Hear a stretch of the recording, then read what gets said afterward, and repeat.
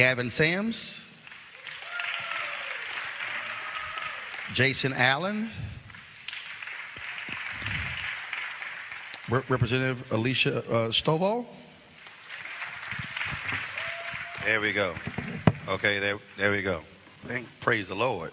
All right. Yeah, I said I stand up on my own show. I can't do that. And I think there we go. All right, cool. So everybody who's here, so let's do this here because I can't pull the email right now. We're going to start here. Just give your title and what you do so folks know that there's a reason you're sitting up here. Hello, my name is Aretta Baldwin, and first and foremost, I'm a parent. I'm also a parent advocate, an engaged community member, and the president of my school's PTO. Good evening. Also, welcome to Morehouse College. I will start by saying I'm a 2000 graduate of Morehouse College, also an English major, like Quentin. I currently sit on the Prince George's County Board of Education in Prince George's County, Maryland, But in my day job, I'm a deputy director of the Reinventing America Schools project at the Progressive Policy Institute. My name is Danielle LaSure. I am the founder of Ed Connect, a nonprofit here in Metro Atlanta that helps to educate parents about their school choice options. Again, Dr. Gavin Sams. I am the founder and head of schools of Genesis Innovation Academy, a boys and a girls academy charter school here in Southeast Atlanta. 30 years in education and higher ed, K through 12, so glad to be here. Good evening, everyone. My name is Jason Allen. I'm the board chair for the state of Georgia's first charter commission school for all girls. Good evening, everyone. I'm State Representative Valencia Stovall, House District 74, and currently serve in the Georgia General Assembly on the Education Committee. All right, then. A round of applause, please. So I'm going to start this way. Anybody on the panel who used to be absolutely against any idea of school choice? Okay, so I want to start with you. So what was it? Was it stuff that you were told, stuff that you heard about, horror stories? I want to start there. It was actually the stories that I heard. It was back in 2000. At that time, Drew Charter School was just beginning to open in the city of Atlanta. And I was PTA president at my children's elementary school. And when they talked about charters, it really wasn't explained. And so, of course, the words were they're going to remove the students from our schools, the traditional schools, and the money's going to go away from the school. They're not going to get the quality education that they should receive. So those were some of the things that were told to a lot of us as parents. And then when you started investigating and finding out the truth, then what did you then begin to think and say? So after I started investigating what the truth was, I actually ended up becoming a governance board chair of a state charter school that was actually in a lot of trouble, actually getting ready to be closed down. So I got a chance to really dive in and see exactly what the background was about this particular charter school down in Clayton County, which was the area where I lived. At that time, I was not elected, so I was a regular citizen. And I really were able to see the different laws that had been passed and how advantageous it was for those parents who wanted a different opportunity for their children that they were not getting in our traditional school setting. The reason I want to start there because one of my favorite lines is from the movie Hoodlum, when Lawrence Fishburne said, "When you don't know, you don't know." And as I travel this country, I have heard every single horror story known to man and woman. Oh my God, it's going to just destroy public education. The whole system is going to come tumbling down.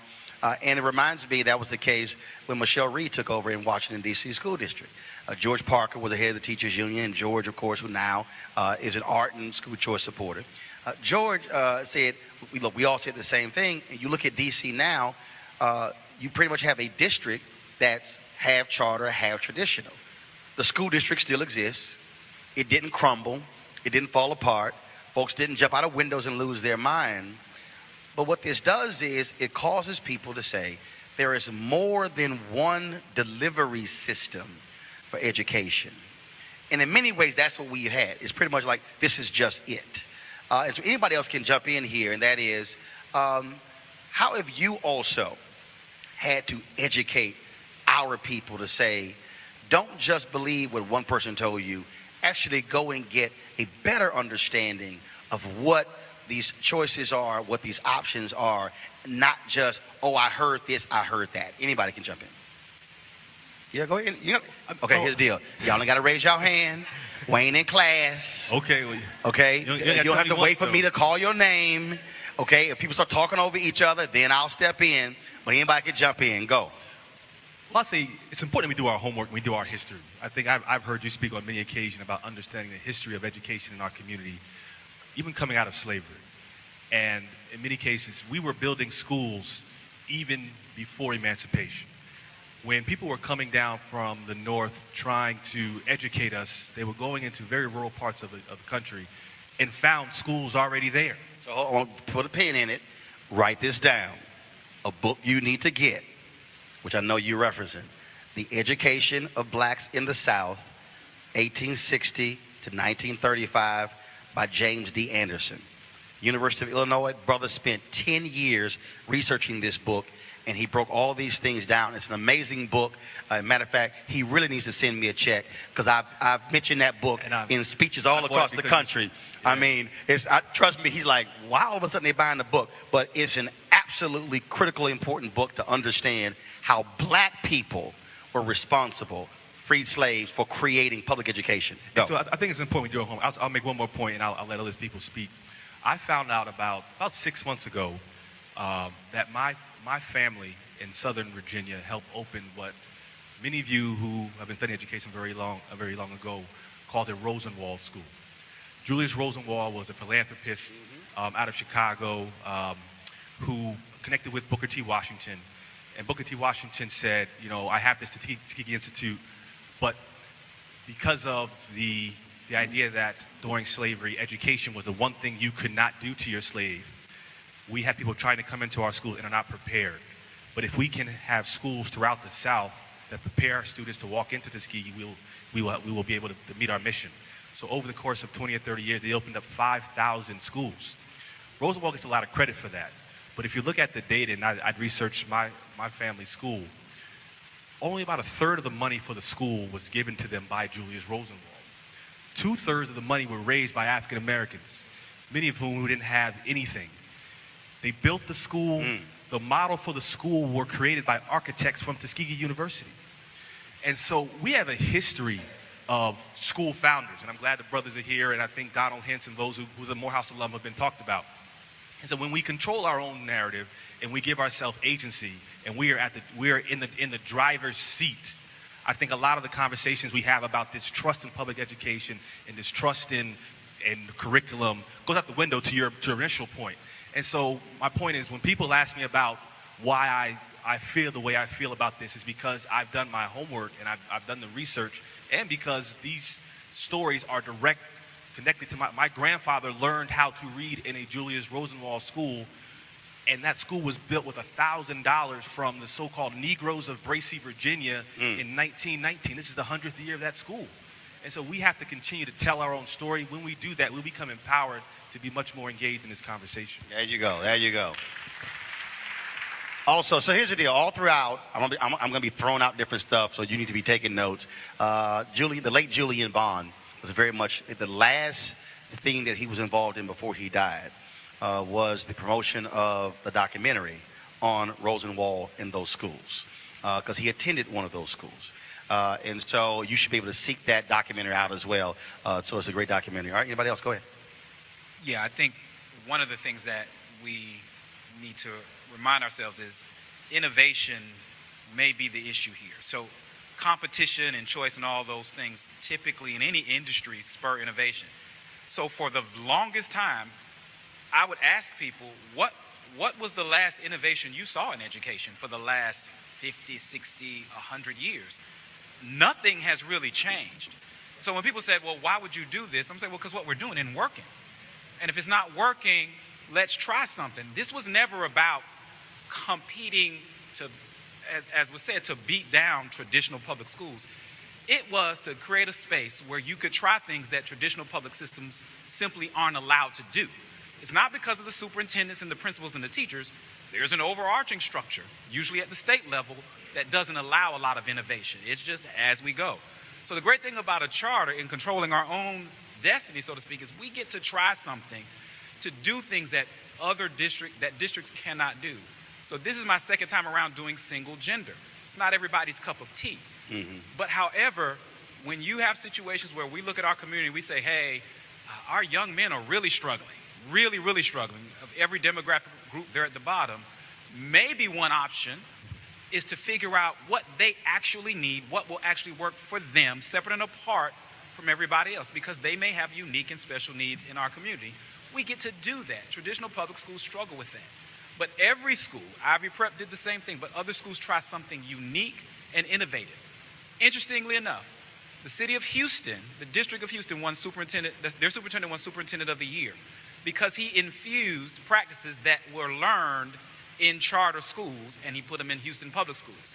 Dr. Christarfin has used several things that have been learned in charter schools, and she is now using them to try to change the dynamic in Atlanta public schools. So it's about figuring new things out and learning and trying something new, because the old stuff didn't work. And let me also say this when we talk about this idea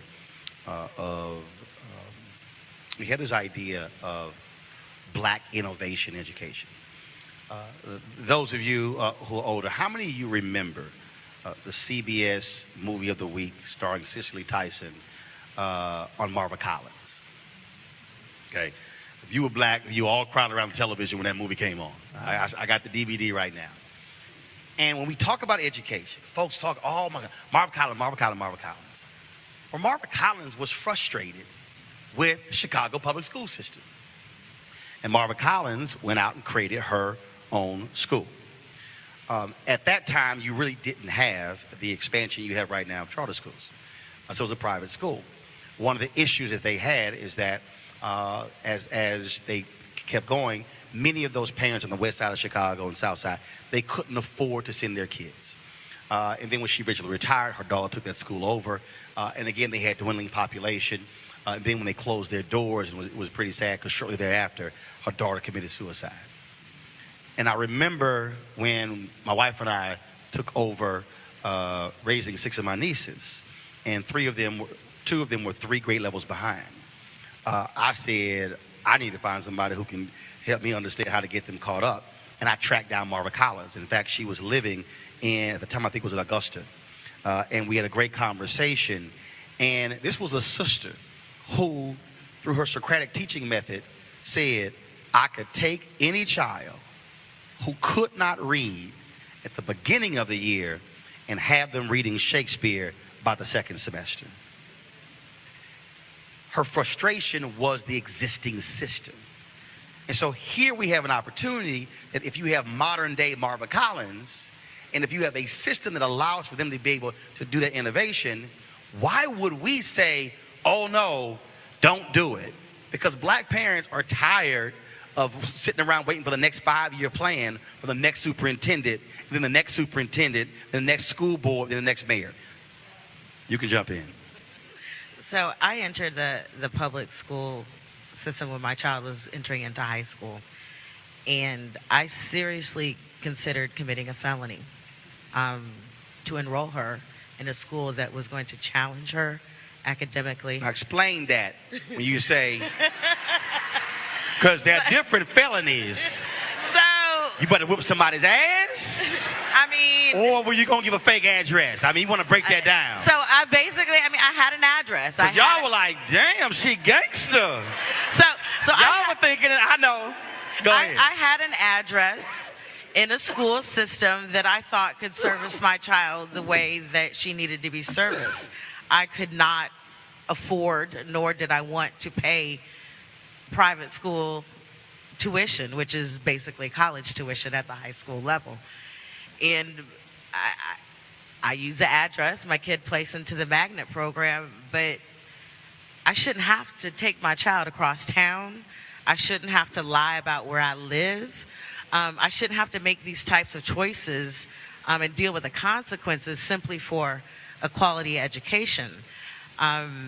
And knowing what my kid needed, we did end up in a charter school based on her needs. And that school it's not perfect. It requires parental involvement. It requires being present, asking your child every day, how was your day? What did you learn? Yes, even at 16, you need to do that because these are adults in training. So I'm thankful that I had a choice, that I could go to school within my zip code and make a difference in my community by making that choice. How many of you have heard, go ahead. How many of you have heard of Harriet Ball? 1, 2, 3, 4. Gotcha. How many of you have heard of KIP? There is no KIP without Harriet Ball. when one of the founders of KIPP was in the classroom, public school, he all of a sudden heard all these noises coming across the hall. And all these kids were just making just noise, and he was like, what in the world is going on?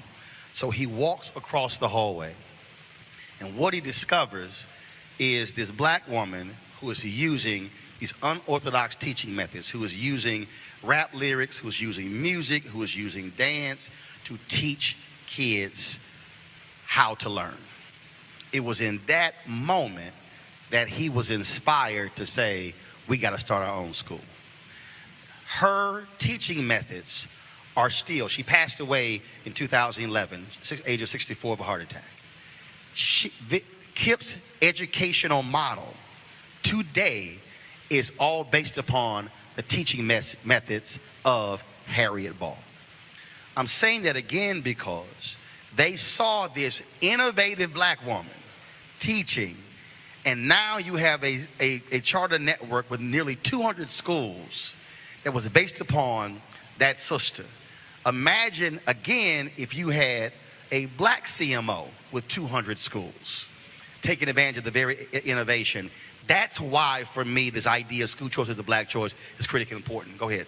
And go ahead. Anybody? Yeah, I was going to say the key is in the legislation and the policy that opens up the door for charter schools like KIPP and some of the others to operate, even with Dr. Sams to be able to do it. And as a state legislator, we in the past have allowed more openness for our traditional schools to be able to try some of the things that charter schools are being able to do. So it's no excuse when it comes down not being able to do it. And being able to take those models that the charter schools have actually kind of innovated and tried out to make sure that they are actually working. What I have not seen on a wide scale across the state are our traditional schools taking those methods and models that the charter schools are actually using to make sure that the kids are getting the best education, especially in our black communities. Jason and Danielle, I want to bring you in this conversation because at the end of the day, the question is what works?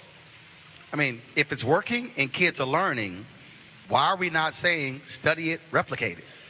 Part of the issue, I think, as someone who has been on a school board before, I think it's really important that we have people in our community, business-minded, lawyers, people to back up our strong leaders in education, because there's a difference between managing a business, doing the books and accounting, and excellent teaching. We need to make sure that more of us from the community join these boards and use our gifts so that we can continue to uplift education.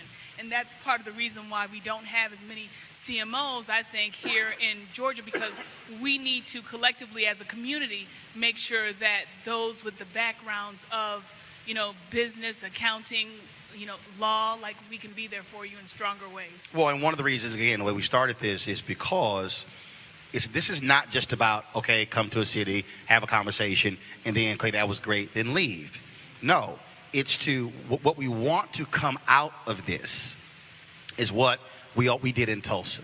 Jason, I'm going to bring you in after this here. What we did in Tulsa was there was a pastor there who wanted Michelle Rhee and Kevin Johnson, wanted a bunch of us to come in to talk about school choice. And we said, okay, Kevin Johnson, who was the former mayor of Sacramento, he said, look, you have to bring together at least 250 people before we come in. He said, we're not going to bring people in and then it's 30 people in the audience. The pastor said, no problem. So he put it together, brought the people in, and it was jam-packed. Ended up, the mayor's wife comes there, the superintendent who opposed charters, he had to show up because he said, look, there's about 500 black people meeting about education. I better show the hell up because my job might be in jeopardy. And I gave one of the keynotes, and what they did was, out of that gathering, the people, let me say it again, they created a steering committee. And they created people to say, okay, and they had all these stakeholders. They had links, deltas, alphas, they had grassroots folks, they had Hotep, they had Boule, they had everybody. They said, if you care about this issue, we want you at the table. And what they then did was, to your point, they said, okay, who's interested in starting creating charter schools. Folks raised their hand. They then said, okay, who has capacity? Who has land? Who has building space? Who has resources? And they began to do that. As opposed to sort of this wild, wild west thing where folks jump out there, start a school, and yes, you don't have strong curriculum, you don't have strong finances, you don't have a strong board, you have a very weak foundation. I dare say, if you see a failing charter school, I will show you a failing charter school that was failing before they even opened their doors because their systems were weak. And so what this is about is inspiring folks here to say, okay, if you then create that same, let's say, steering committee, we want to be able to connect you to high-performing operators and who will serve as mentors. And that is, if you want to talk about creating a school just for black boys, visiting with Tim King and say, how did you do it? How did you start? Visiting with Steve Perry, visiting with Gestalt, because the mentorship and the partnership is critically important. Jason. To go back to Atlanta, being from Atlanta, and most people, I see Shauna, she's Can y'all hear him? out to me. All right, is the sorry, microphone can you on? guys hear me now? Yeah, there you go. So being from Atlanta, it's a very interesting dynamic. So I saw Shauna, it made me think of this. I'm a Frederick Douglass Astros, so most people from, okay, so Astros are here. Most people who are from Atlanta and you went to school here, we are very passionate about our schools. Our high schools, in a sense, are like HBCUs. And so when you have the conversations going back to 2000 about, hey, we're closing schools, we're going to open up a charter school, that's like a civil war here in Atlanta because our schools were very serious about that. We did not do a good job in Atlanta of educating people about school choice. We dropped the ball with that. And it created a division with people who were like, hey, we really do need to do something innovative in classrooms, but the public traditional system is just not working. Hold on, I want to stop you right there. I want to go back to what you said about how we treat these high schools like HBCUs. I went to one of those schools, Jack Yates High School in Houston, one of the most historic high schools in Houston. While the folks were saying that, were any of the people looking at the grades and the proficiency of the students? Go ahead.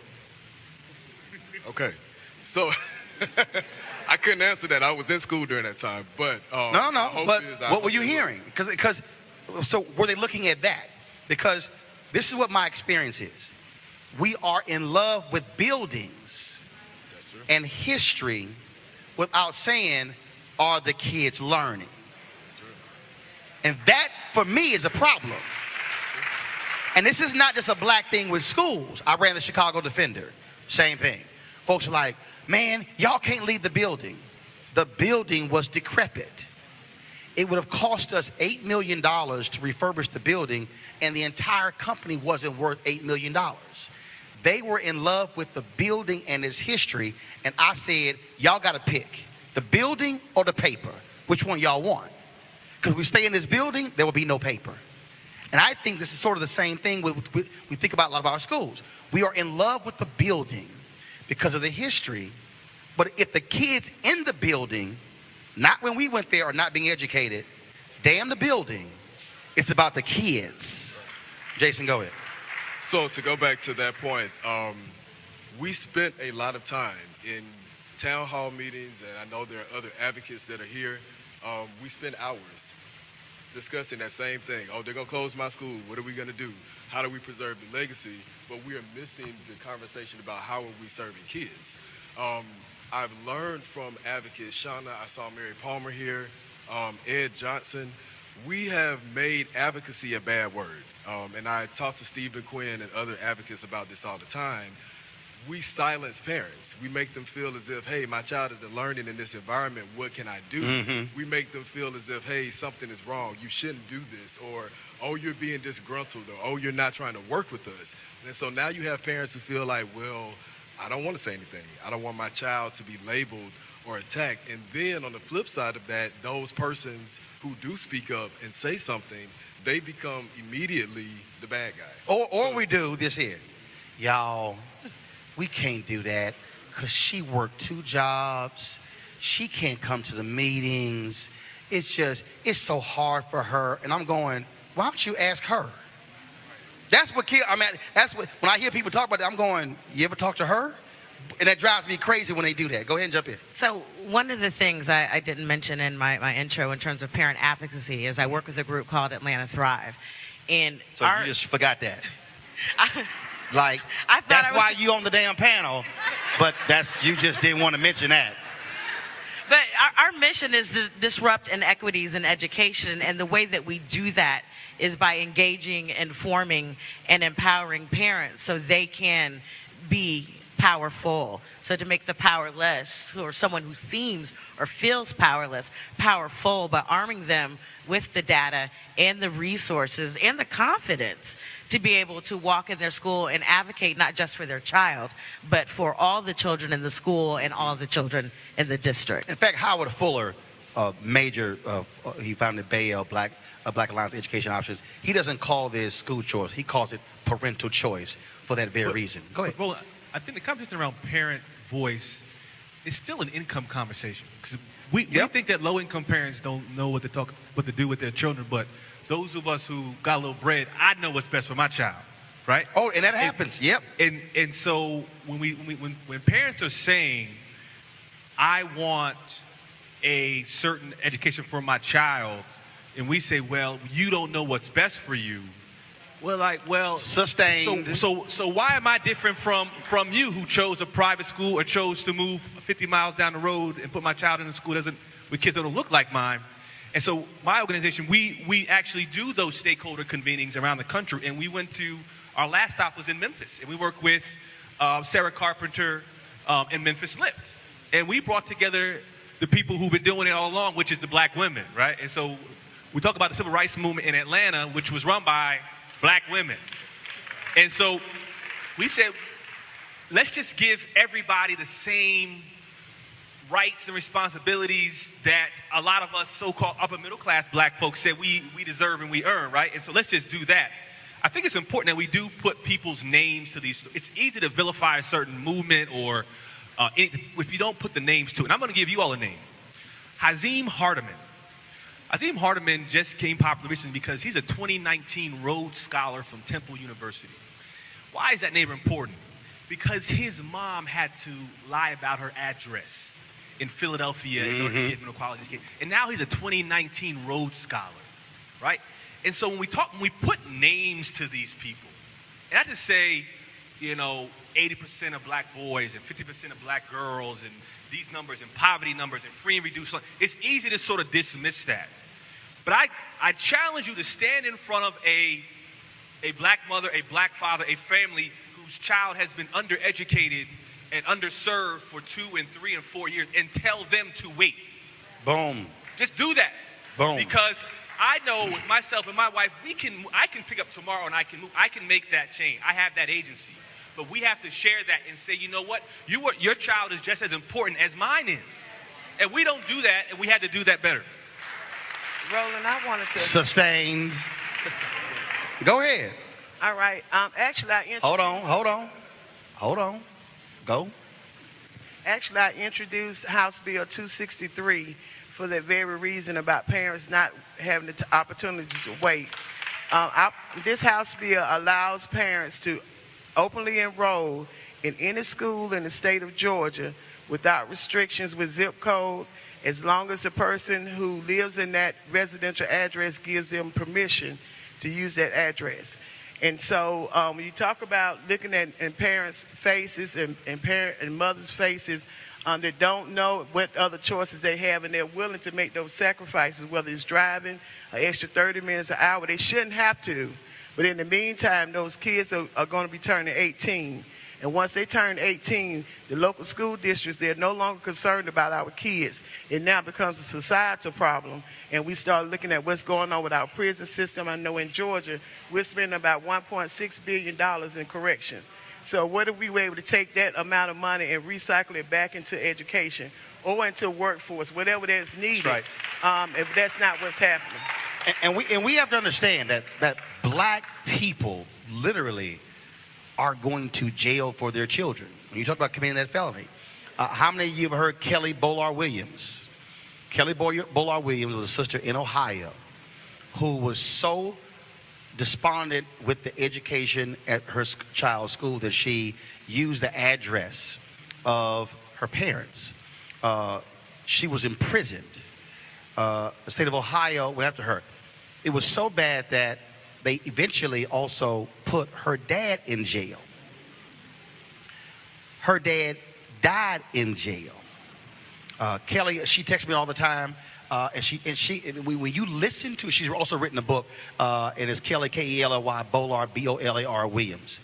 And she has often talked about that experience of going on trial, all because she said, I can't send my kid to this bad school because I'm trying to give them a life. And they literally said, you don't live in this zip code. You can't send your kid here. Reverend James Meeks, Chicago, Salem Baptist Church. What he did, he's led protests to the suburbs out near Chicago where he knew they couldn't do it, but they brought 200 and 300 parents and kids and tried to enroll them in these suburban white schools on the first day of school to highlight the inequities. And so we are dealing with right now black parents who are willing to go to jail or chance going to jail using addresses of other people to enroll their kids in better schools. That's why this is valuable and important. Go ahead. So, Representative Stovall made an amazing point in regards to policy, and I also want to drive that we need people present. Advocacy begins, as a lot of us on the stage know, with us being present. We can't advocate for our children if we're not in the schools. If we don't know what's happening. I've seen too many times we trust people who are leading schools to also educate, rear, take care of, lead our children, and we don't know what's happening in classrooms. We don't know what's happening when they're going to the recess or when they're going to the cafeteria. So we need to be present. There are a couple of things that are happening under the Gold Dome right now that we need more people in the city of Atlanta and Metro Atlanta helping to advocate. Specifically, when you look at school choice, the National Charter School Association has just released a report that has showed that our schools have increased specifically around the area of special education. But it's also important for us to realize that where charter schools may be thriving... So just hold the microphone closer to your mouth. Hold the microphone closer. Sorry, thank you. We also have to realize that there are a lot of kids who are being left behind because there are schools that are failing children in special education. That starts with policy. It also connects to the school-to-prison pipeline. So when we're advocating for school choice, we also have to be advocating for other avenues that do not circumvent our children from not being successful. I'm looking at our YouTube live stream, and there was someone, and I'm going to find his name. Y'all know I don't play that. So H.A. White 2000 said, how about you fully fund the schools that we have? Okay. Right, I have no disagreement. But check this out. We had a similar event like this in Selma. On the panel, we had a member of the State Board of Education, who was an art and charter opponent. We had the Alabama Education Association, who was on the panel. And then we had a sister who was the first black female athletic director of a Division I school. This is what she said. She said, because of the education rates in Selma, I will not send my scouts to even scout your athletes because the likelihood they cannot make the grade. She said, we are seeing black students losing scholarships because they can't meet the NCAA academic requirements. So then the brother who was from the Alabama Education Association, who happened to be a fraternity brother of mine, Alpha, and he was he was like just mad the whole time. He said, fully funding. I said, okay. I said, have you ever been fully funded? He said, yes. I said, really? When? So he told me the year. I said, what were the proficiency rates of the students when you were fully funded? He says, higher than they are now. I said, that's not an answer. I want to know what was the number. And we went back and forth, back and forth. And there was a sister in the audience who said, I got it. She pulled up her head up on her phone, and I walked up, I said, what were the numbers? She said, for black students, the proficiency rate the years they were fully funded, was 4.63%. How you just responded was how the room responded. I turned to him, I said, so the years you were fully funded, 95% of black children failed. Why am I saying that?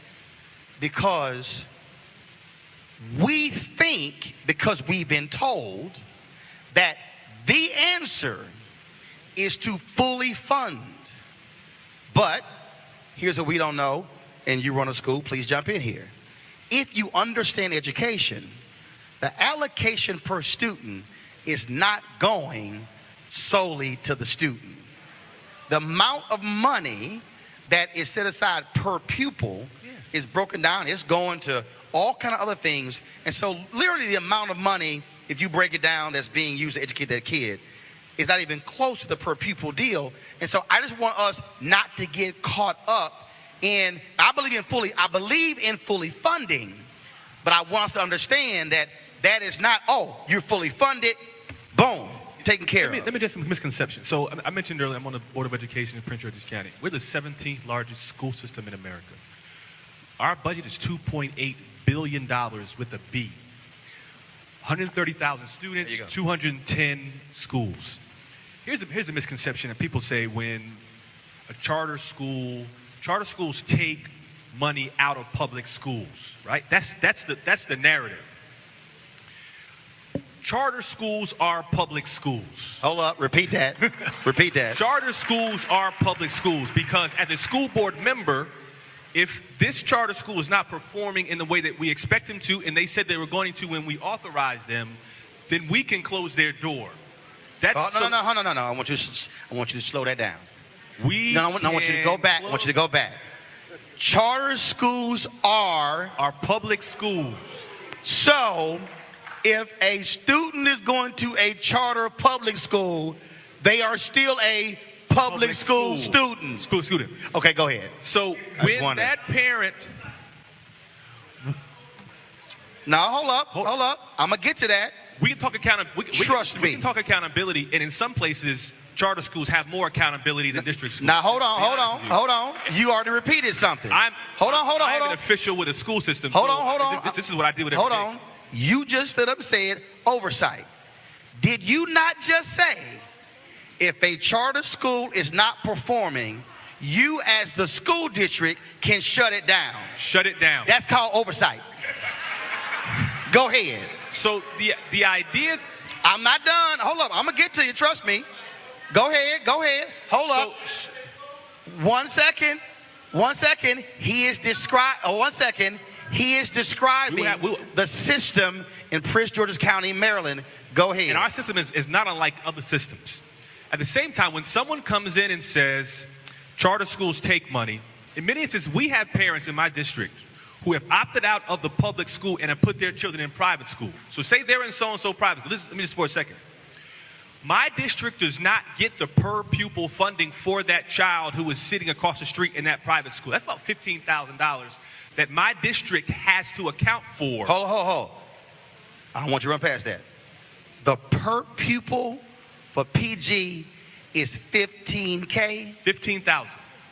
Okay, go ahead. So when that child says, we're no longer going to Prince George's County Public Schools, when we go to the state, they say your enrollment is down. So we're going to give you less money. But if a parent says, because of this school, because of what you do differently, because of what I'm seeing happening, we want to bring your child back into the school system, that $15,000 comes back. Now, our system will give not a whole $15,000 to his school. We may give 70% to his school. So maybe he's getting more like 12. In some cases in Georgia, you could say you're actually getting less to educate the child at your charter school than at a district school, all while the parents paying the same amount in taxes. Now, hold up. I want to unpack that. Because again, if you don't know the rules, most charter schools, based upon state laws, Representative, are not allowed to use any of the funds for buildings or construction. Or transportation. So 1 second. So you have a charter school that in many cases is getting less per pupil, and that charter school cannot use any of that money to the facilities, transportation that a public school can. So when a traditional district builds a new school and drops $80 million on a new building, they can use district money for building, for buses, for transportation, but the charter can't. Go ahead. 1 second. No. Brother, hold on 1 second. Point is this. Hold on 1 second, brother. I'm walking you through stuff because here's the piece. You might know, but they might not know. The point of this is to fully walk them through. He already said if you shut a school down, what happened with the kid? That's the next question. And so I'm walking it through because the point of this is for folks who don't know, because there are a number of misconceptions. So if you shut a school down, charter school down, what happens to students? My last point. Go ahead. So the 30% of the money we withheld from his charter, we keep, and we're keeping that 30% of the money we didn't have yesterday because that child was in a private school to begin with. Does that make sense? Like, because they came in, we're getting resources that we didn't have before as a district, all while only giving 70 cents on a dollar to him to educate him. So at this point around where they go after that. In many districts, if a charter school, for example in Washington, D.C., is not doing well, they will go through a process of giving them a year or two with an action plan of saying, hey, you said you were going to do this in the amount of time with the resources we gave you, which is, again, a fraction of what we do when students are in our district schools. And so we're going to give you a year. We're going to sit down with you. We're going to go through this process. If after 2 years we're not doing well, and we give you a kind of a 6-month notice that this thing is not going to work out, we may work with schools that are already doing well. And so districts know which charter schools, which community partners are doing well. And so they will identify that partner. It may be KIPP, it may be Friendship. Friendship Charter Schools is getting phone calls from districts around the country. Yes. Please come to Arkansas. We have a charter school that's not doing very well. Yes. We're about to close. Can you come and take it over? And he says, well, what happened when you take it over? What happened to the mamas and the papas? They don't have to be displaced. They go into the same building. The parents are going to send their kids to the same school. It's going to be run by a different organization. So if you and a different board. So the parents aren't displaced. So if you close a charter down, do you then are those students then allowed to go to other schools? Because first of all, they're going places. It's not like they're sitting at home. They have the neighborhood school, which is their option to begin with. The first choice was a neighborhood option. In my district, we have other options, like if you want to go to a science and tech, the performing arts, there are other options which are also open. But then also that charter school will be transferred to another operator that has already demonstrated success. And so the idea is, let your best charters take over charters that aren't doing very well. Representative Stovall is interesting. I'm hearing from folks say, well, if they go to neighborhood, why can't you just go to neighborhood school? Because black parents are saying the neighborhood school is failing. And if you are a parent, and the school has a proficiency rate of 8, 10, 12%, you might say, I want my kid to be in a better school. And so when it comes to your state laws, how are you able to give the flexibility for folks, for parents to do that? Go right ahead. So I do want to make mention with charter schools here in the state of Georgia, a charter school can only open up with a petition, which is a contract that they sign with the state or either with the local school district. And in that contract, they have to offer something that the local school district does not offer. So when you start talking about the competition, there's no competition because they only can open and operate. They have to offer some type of curriculum that the current local school district is not offering. And so with that, with the state laws that we have, they're in place. And even when you talk about the money situation that we talked about earlier, the school districts gets about 3 different pots of money. There's a state allocation that we give to each school. Then you have the local allocation, which is your local property taxes that you're paying. Then also anytime you're paying your cell phone bill, your light bill, any bill, when you see that tax that's on there, it goes to that local school. The difference, and also then they also get federal funding. The difference when you talk about charter schools, and we have 2 types of charter schools here in the state of Georgia. One is locally authorized, which means your local school district actually gives permission for that charter school to operate up under their umbrella. But they still have the flexibility to do things, but they don't, a lot of times, don't get the maximum amount of support from that local district as well. Then we also have what's called state commission school, and that's what the legislation that was passed, which was a constitutional amendment that was passed back in 2012 that allowed for another authorizing agent to be able to open and allow for charter schools to be able to operate on the state commission. The difference with the funding is that the state commission schools do not receive local funding. All of their money comes from state allocation. And so that makes it hard. And another thing I did want to make sure that everybody understand is that when charter schools are opening up, they cannot choose which students can attend the charter school. They have to take everyone just like our traditional schools. The difference is the lottery system. And the reason the lottery system is in place is because when they begin with the petition, they have to tell how many students they're going to take in the first year, second year, and third year. If our legislation was open enough to be able to allocate whatever money was needed, just like with your traditional schools, they don't have to tell the state how many they're going to have. They just know that that money is there. But if we were able to change our legislation to allow for money to be allocated to those charter schools, they wouldn't have to have a lottery system. And Representative Stovall, here's what's interesting. Because again, when you listen to people who throw stuff out there, and somebody just did, oh, they cherry pick. You just said You can't do that. You just said there's a lottery system. Explain the lottery system. Okay. So I will say Gavin's school. So say, for instance, when Gavin decided that he's on him and his team. Hold on 1 second. Gavin, you have a school. Yes, sir. Is it a lottery? Yes, we had a lottery, but Now, hold on. Go ahead and explain the lottery, since some folks say you cherry pick. I can blame the lottery. So what happened with us in the beginning, if you start off, some of your applications will come in and it's first come, first serve. If you Okay, are 1 second. if Let you the man are- talk. If you have way more applicants than you have spaces, you have to have some kind of random selection process. If you don't and the state finds out, they will shut you down on that one. If they, at minimum, they will give you some serious repercussions. So how about this, Gavin? How many spots do you have?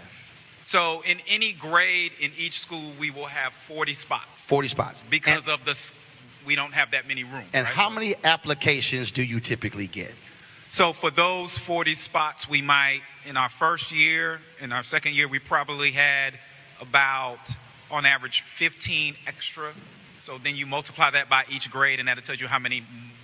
And how many grades do you have? This year we have 8, Okay. including kindergarten. So you have all these people who are trying to get in. Obviously, they're trying to get in for a reason because somewhere else isn't working. Right. So then you have this random selection process. Right. How does that work? So the reason they do that is because Per the assumption. grade. 15 times 7 means overflow. Explain. The assumption Explain. is 1 that second. You don't run the school. He does.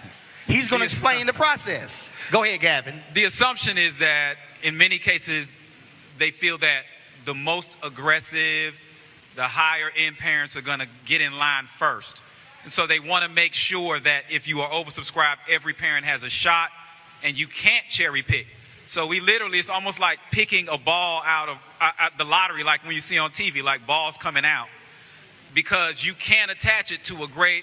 They look at our application. You cannot ask for grades. You cannot ask a whole bunch of personal information. People will send us letters of recommendation. We're like, that has no bearing. We can't do anything with that. Sorry. They want to get in, but there's nothing we can do. It is a name assigned to a number. The random generator picks a number, and whoever comes out is who gets in.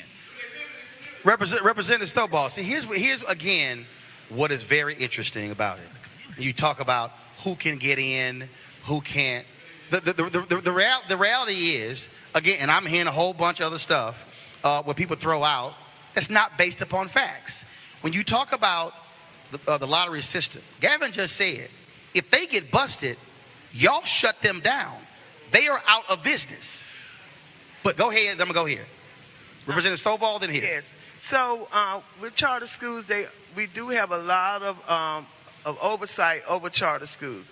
As versus your traditional schools, those schools usually do not close down. They can be poorly performing for years and years and years, and they still operate. When a charter school, because of that petition, which is a contract that they sign, they agree that they're going to offer these types of curriculums to these type of students. And when they don't do that, the oversight that's on the state level can come in and close the school down. That means they will put the locks on the door. They will liquidate whatever the school desk or whatever the equipment they have is liquidated. And I look at it as if we were able to do that to our traditional schools when they're not performing, being able to go in and close them down and not leaving that authority on our local school board, I think we'll see a lot of changes going on in our school because they're comfortable. They know that those schools that are zoned, children that are zoned in their district have to attend that school. Curtis. Roland, if we're not going to have a conversation based on facts, it's going to be hard to really get to the next level. No. We only deal with facts. I don't deal with the idea that folks making up stuff. The idea that charter schools are cherry picking is a false narrative. Here's a data point that will kind of speak to this. If you look at most large school districts in America, and you look at the percentage of students who are in charter schools who are from low-income backgrounds, and those who are in a district school, oftentimes charter schools are educating populations, their enrollment of students who are low income or of students who have IEP is higher than the district average. And so the idea that a charter school would cherry pick students that society has, not us, is harder to educate just doesn't make a lot of sense. Many places you have, in my district and others, we have what we call a universal enrollment system, which means you have a number of charter schools and some other schools that may, in some instances, innovation schools or autonomous schools. And so parents apply to a central location, which is often run by either the school district or another authority.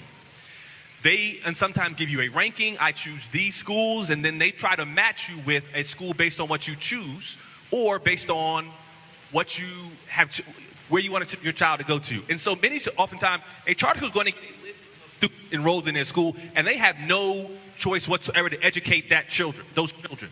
In some instances, at percentages that are higher than the school average. And they have, to their credit, a box saying, you want to educate a child who you all said is hard to educate, and you're going to give me less money to do it, and then you're going to hold me at a level of accountability that you haven't held this school that he came from to.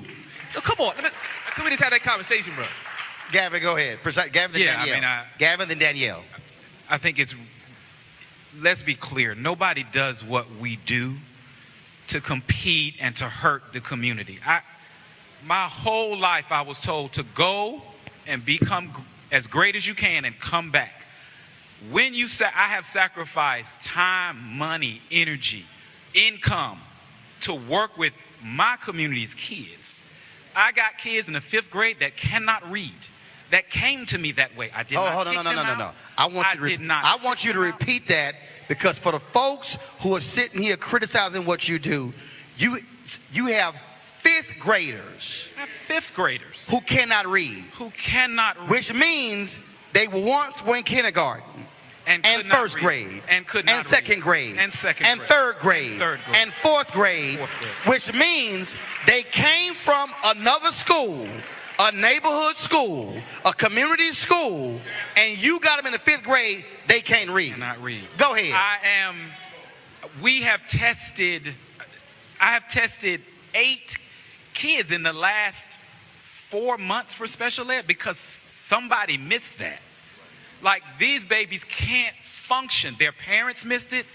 I've had parents crying, saying, thank you. I don't know why nobody did it. So, we do this because we believe in our community. The kids that look like me, that came from the neighborhood. I grew up in Liberty City, Miami, in a home that was broken, like most of the people probably in this room, whatever we think that means. Our community has said, come back and do this. Most of the schools and most of the situations are run by people who don't look like us. Policy is set by people who don't look like us. This is the opportunity to try to create a model that might actually work for us. And I am ecstatic and happy to share whatever I learn, with Dr. Kostarfin or any superintendent in any traditional public school, because I recognize we better lift all these boats, because they got to get better. We got to get better because our kids have got to get better. Danielle, I'm going to go to you, but I'm going to read this first because this is my point. The Atlanta Public Schools, they're about to vote on what is called a system of excellent schools, okay, that will impact 50,000. I'm not done. Let me walk you through so you can understand facts. That will impact, you might know, not everybody else knows, that will impact 52,000 students at 89 schools. But here's what's interesting. If they approve this, which will create, first of all, grades, 1 to 5-star school rating system, they will take into consideration student attendance, suspension, graduation rates, things along those lines. If they approve it this year, in 2019, Danielle, it won't start until 2023. Which means that if you're a parent and your kid is in the 8th grade, this is not going to have any impact because they will have walked out of high school. And so it's amazing that what Gavin is doing is trying to educate a kid today, and folks are mad at him for doing it, but you have a school system that, and I look, this sounds great, but it won't happen for 4 years. Damn it, we ain't got 4 years to wait. Go ahead. Now I have to switch up what I was going to say. But to respond to that, I have a PhD in education policy, and what I learned is that it is not about people and foundations setting the agenda for us. It is about parents. It is about making sure we are all connected to great leaders in education. So I can't wait for 2023, and to be honest with you, you know, there are people who get paid to just sit and think about what should be done to us and not with us. And that's why I'm glad that we have Atlanta Strive and parent engagement. And I'm going to speak for Metro Atlanta. I can't go to PG, right? I'm not Maryland, but for Metro Atlanta, we have parents here who want to put their school in put their son or daughter or grandchild, because we don't talk about grandparents. Mm-hmm. And they want to put their child in a charter school. They get in the charter school, and then the charter school learns about their special needs. And so there are some charter schools that say, well, if you come here, we offer this, that, and this, but not what you need for little JoJo. So that's a reality that we face. And so that's why it's important for us to know our African American leaders who are taking our children and who are not afraid of special needs, and who understands that we have to teach our children according to their learning style and in a way that works for us. So this 2023, I'm glad about it, but at the same time, when you look at the fact that we got that brand new stadium, let's be honest about that. Let's be honest. And let's also be honest that we are paying more attention to the Washington cluster, and Douglas is failing. That whole cluster is bad. There are things that we need to do as a community. So I'm not sure if I answered your question. No, you did. You did. But let me ask y'all this here. Woodson Park Elementary, black school? What do y'all think the percentage of students who are reading on grade level is at the school? No, hold up. No, this is real simple. This is very simple. What do y'all think the number is? And the question is the number of kids reading on grade level at this elementary school. 5%. Now, is that a charter? It is, but hold up. It is now. It should be. Here's the point. We are sitting here and engaging, as far as I'm concerned, in some of the silliest discussions whatsoever. Because when that man is dealing with a 5th grader who can't read, she just said the state is spending $1.6 billion on prisons. Guess what the state is doing? Looking at 5th grade reading rates and 5th grade math rates. So if you sit in this room and say you want criminal justice reform, well, damn it, you better have education reform, because education reform will also impact criminal justice reform. And how in the world do we spend time fighting black educators who are trying to educate our kids because we want to still support a system that keeps failing our kids? That to me is called insanity. Go ahead, Jason. I just wanted to say that while we're speaking of Woodson Park, we can't hear Jason. Go ahead. While we're speaking of Woodson Park Academy. And ma'am, you can keep talking, but there are audience members around you who want to hear the discussion. So I ask you to keep quiet so the people around you can learn, because they might have kids who they want to ensure has a future. Jason, go ahead. All right, so just in the spirit of honoring Dr. McClendon Krim, who was the principal of Woodson Park, she recently passed away. And I want us to be mindful of how we support educators. We haven't talked about how we're supporting people who look like us that are on this stage that are educating our children. Most importantly, we have not talked about how we can empower our students to speak for themselves. I know that Brother Knight is over there. We work for the education post that we advocate. And Danielle is familiar with that, 50 Can, and other organizations. And we are empowering students to say, hey, school is boring. This is not working for us. And Danielle mentioned something about learning styles. If we don't know what the Lexile rating is for Georgia, we should look that up. It's very alarming. The other thing that is alarming is special needs. When we look at special education across the spectrum in Georgia, most children who are black and brown are suffering. I have about 83 sixth graders on my caseload who have special needs. Most of my black boys' IEP goals are not even complete. They have BIPs, which are behavior intervention plans, and all of the districts are focusing on their discipline, but they're not focusing on how to teach these black and brown children. And so when Danielle is speaking about special education, we are making strides in the charter world, but overall our children are still suffering. So where does that work begin? That's engagement. That's advocacy. If we don't know what to advocate for, then the same problems are going to continue to carry on.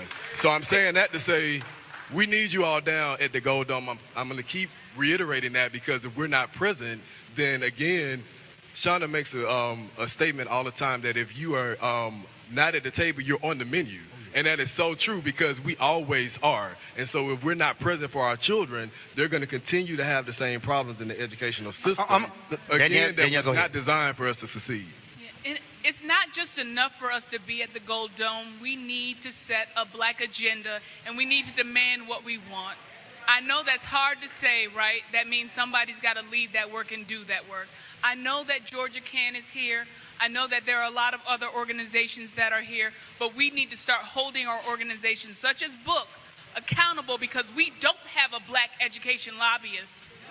We don't have a strong one compared to all those white lobbyists down there fighting for choice. We need to make sure that we have accountability. I used to be the director when we were thinking about putting out some legislation on vouchers. I'm sorry, y'all, I went there. And we drafted the legislation. No, you could go there with vouchers, because we ran a poll and 72% of black parents got no problem with vouchers. Yeah, the black parents want the kids educated. That's all they want. Go ahead. The bill's already been Those drafted, are facts. But when I started talking about and asking about accountability, I got blocked from my own conference call. So as a leader in this nonprofit space, when I do my best to make sure that we support the Gavin Sams, Dr. Nina Gilberts, Alicia Morgans, and educators in this world, you don't know what I face every day. You don't know. You don't know how I have to partner. You don't know that when they close a charter school down, no one is holding accountable how they communicate that, right? And so at Connect, my organization, we work and talk to the parents so that they find their school choice options. But then I go by myself to the state and say, the way you shut that down was irresponsible. Here's why. Here's what happened. Why don't you look at what's going on in other states so that we can learn from that?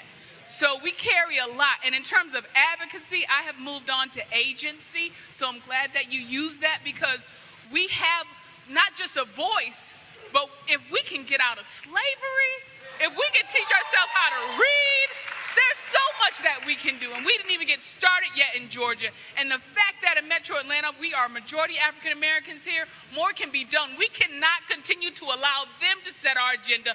We have to claim it back. I want to go back to Aretta, because you talk about being a parent. And how does it make you feel to be somebody trying to fight for the education of black kids, but then you got black folks who are fighting you and trying to do it, and then when you ask them, what's your plan? Or where they send their kids. Ask them where they send their kids. Well, their kids. I mean, it has to be, I mean, and the other piece is, why is this an either or? Why can't it be and? That's actually what I was going to say. I don't think it's an either or. I think it's a yes and situation in terms of how can we support our district schools so they get what they need and the children are getting educated, right? And as well as how can we give parents choice? I mean, when you wake up in the morning, you make many choices. You choose what shoes you're going to wear. You know, you choose the outfit you're going to put on. I mean, you choose the way you wear your hair. Why can't you choose how you want to educate your children? In fact, I'm about to really get in somebody's seat right now. Oh. What campus are we on? The house. Morehouse. So of all the folks who say they don't like taxpayer money going to charters which are public, how many of y'all realize that when you get a Pell Grant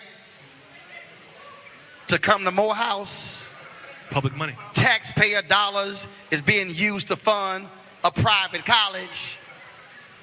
How many of y'all like Spelman? Last I checked, Spelman is private. So if you get a grant from the federal government to go to Spelman, that means taxpayer dollars are going to support a private college. No, there's not more to it. No, it's very basic. When you make the argument, because see, it's very interesting that if you have Medicare, here's the deal, health care. If you have Medicare or Medicaid, the government does not require you to only go to public hospitals. You are using taxpayer dollars to go to private hospitals. And so it's interesting to me that, and here's the other thing.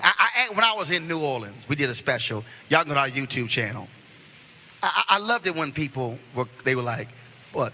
We need to have a school down the street. I said, okay. I understand your point. So I ask y'all, when you go to your favorite restaurant, is it in your neighborhood? No. I ain't done. I'm not done. When you want to go to the movies, is it actually in your neighborhood? When you want to go dancing or partying, is your favorite spot down the street? When you want to go shopping, is your favorite store down the street? So it's amazing to me how we'll drive to our favorite restaurant, we'll drive to our favorite movie spot, we'll drive to our favorite club, we'll drive to the favorite shopping center, but then we'll get an attitude if we say, how far do I have to go to ensure my kid get a better education?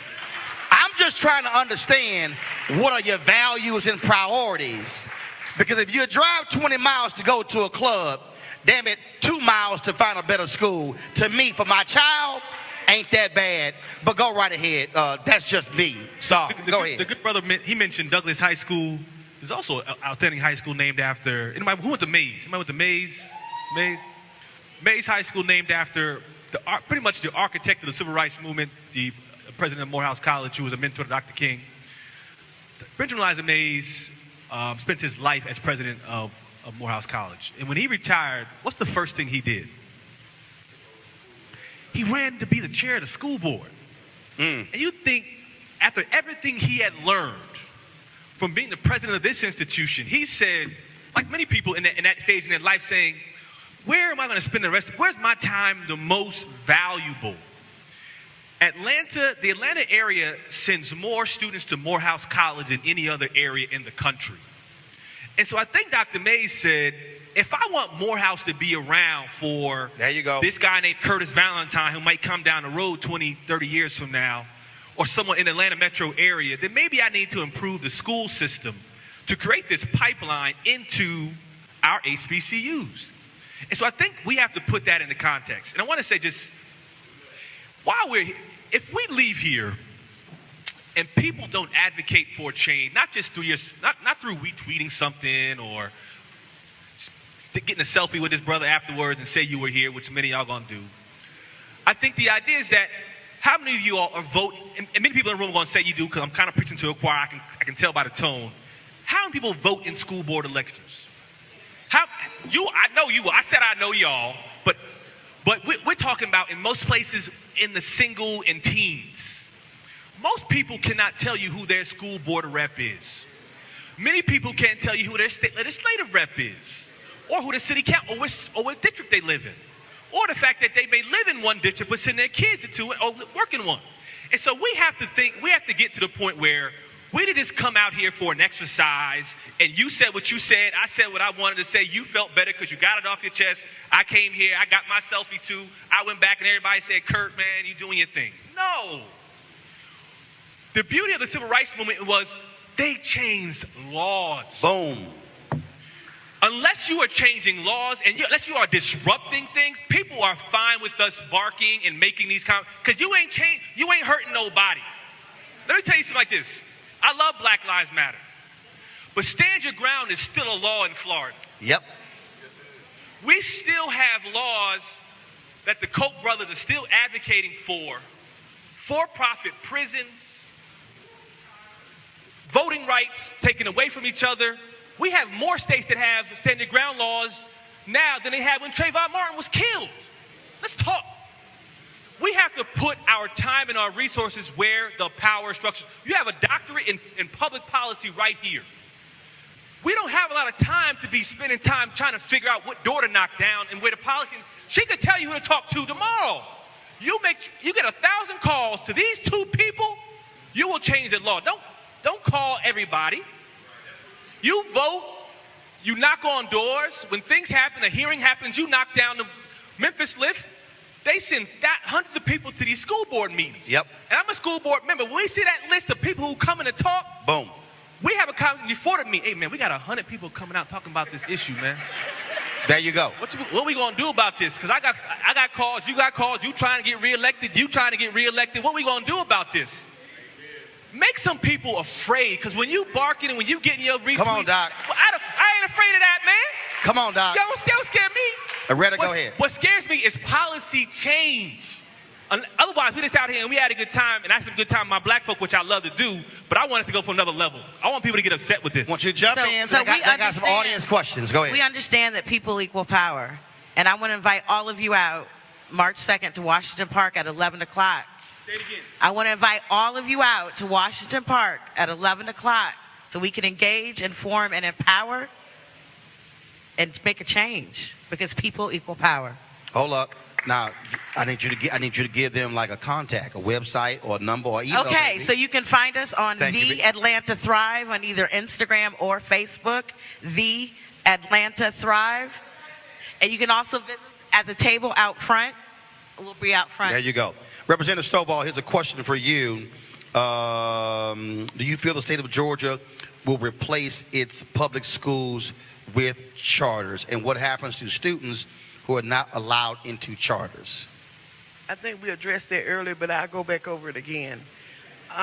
For this, charter schools are public schools.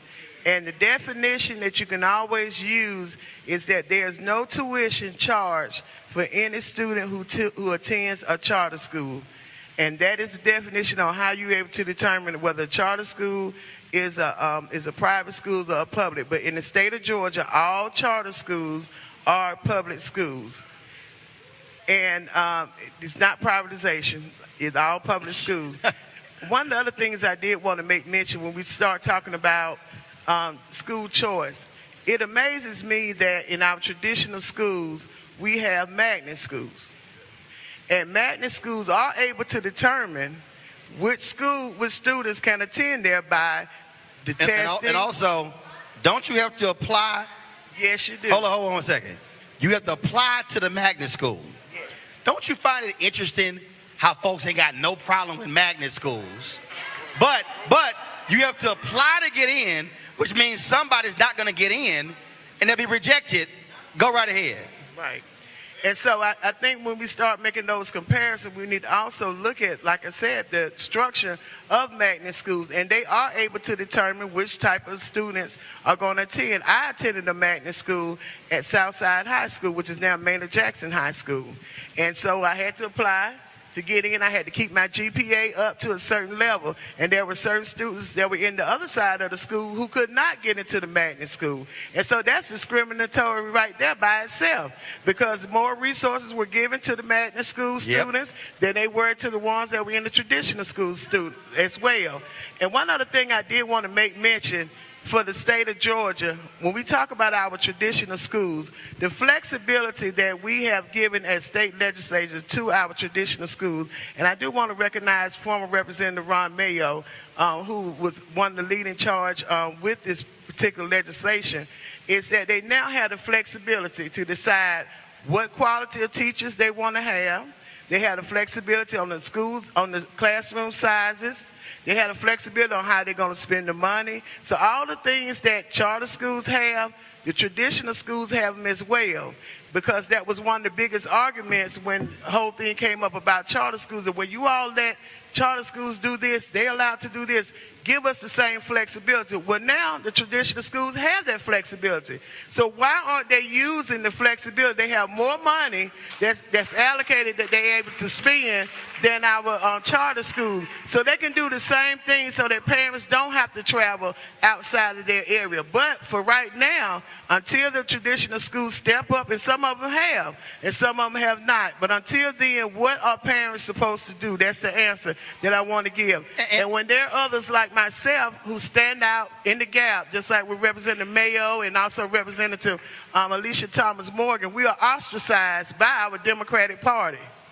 And it happens a whole lot. That we usually a few of us on one side of the line, and then we're beat up. So you all who are in support of parents having choice, you need to talk to your legislators on the Senate and the House side and let them know how you feel. Because if you don't voice that opinion, and then you wonder why the charter schools do not receive as much money as they should, it's because the legislative body is voting against it. Majority of them are voting against it, especially the black legislators are voting against it.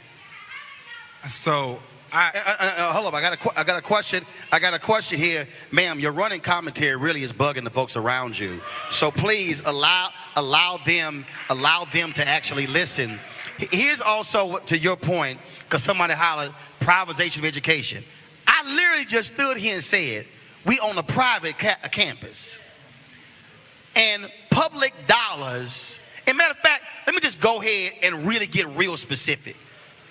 Since you want to keep talking privatization, the reality is this: the average HBCU, 80 to 90% of their budgets are driven by the financial aid of the students.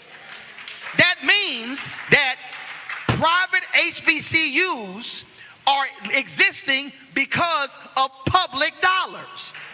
So explain to me how black people love to shout HBCUs, which are here because of public dollars, but then when a black parent wants the elementary school or middle school or high school student educated in a charter or some other option, then we go, oh, bad idea. You can't say I support an HBCU that's here because of public dollars, but then get mad at the school over here, because guess what? If our kids ain't reading the 5th grade, they can't get into Morehouse. They can't get into Spelman. They can't go to CAU. So at some point, you got to make up your mind. You're going to educate kids K through 12, or you're going to focus on college. And if you're not trying to fix it, all you're doing is running your damn mouth. Hey, Roland. We're going to sustain that one. That's sustained. And that wasn't said privately, it was said publicly. Let me say this. Let me. Everybody about to clutch their pearls in a second. I'm about to give you a number. Real quick. He just mentioned Morehouse College. He just mentioned, one of the finest institutions. What percentage do you think of Morehouse alums get back to this institution? Come on.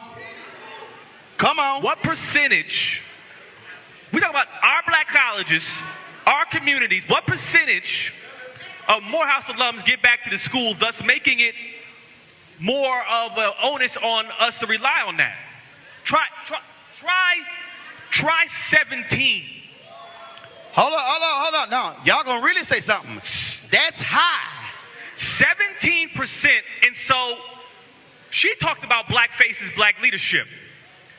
We had control of our schools for a very when every time we were fully funded and we were running our own schools, we had control up for a very long time. And when we have Morehouse men and Spelman alum, my wife is a Spelman alum, their numbers is close to it's still in the 40s. Majority of Spelman women don't get back. We went off, we got our degrees, we made a little money, went to a little community, put our kids in a little private school. And I said, what about Morehouse? What about the 83? What 83% of y'all doing with y'all money? Hold on, you said 17. No. 83% ain't giving. No. See, y'all were like, ooh, 17. The president of the Florida A&M Alumni Association was on my show and said 5% of FAMU graduates give back. Not 1,000, give a nickel.